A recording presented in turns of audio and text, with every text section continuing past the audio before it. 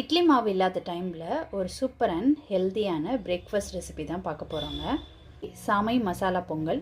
எப்பவும் போல் ஒரே மாதிரி பொங்கல் செய்யாமல் இது கொஞ்சம் டிஃப்ரெண்ட்டான ரெசிபிங்க. வாங்க எப்படி செய்யலான்றதை பார்க்கலாம்.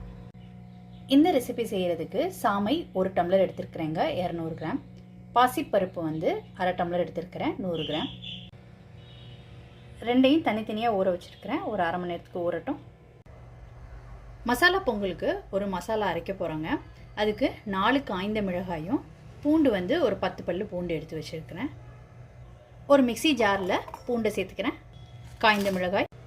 தண்ணி சேர்க்காமல் இதை கொரப்பாக அரைச்சி எடுத்து வச்சுக்கோங்க.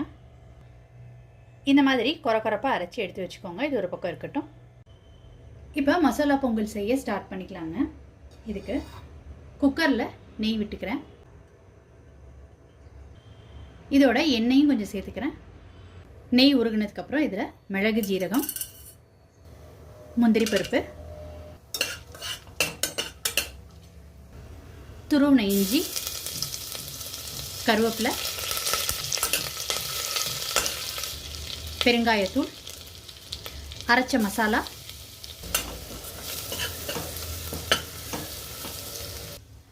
மல்லித்தூள் 1/2 டீஸ்பூன்.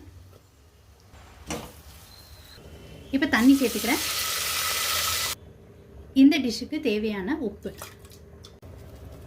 இப்போ தண்ணி ஒரு கொதி வர ஆரம்பிச்சிருச்சுங்க. ஊற வச்சிருந்த சாமையும் பருப்பையும் சேர்த்துக்கலாம்.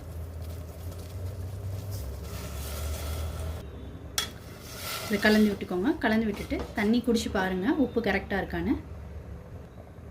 இப்போ குக்கரை மூடி ஒரு 3 விசிலுக்கு வேக விட்டு எடுத்துக்கலாங்க. 3 விசிலுக்கு வேக வச்ச சாமை, பாசிப்பருப்புலாம் ரொம்ப சூப்பராக நல்லா குழைவாக வெந்துருச்சுங்க. மசாலா பொங்கல் ரொம்ப சூப்பராக ரெடி ஆயிடுச்சு.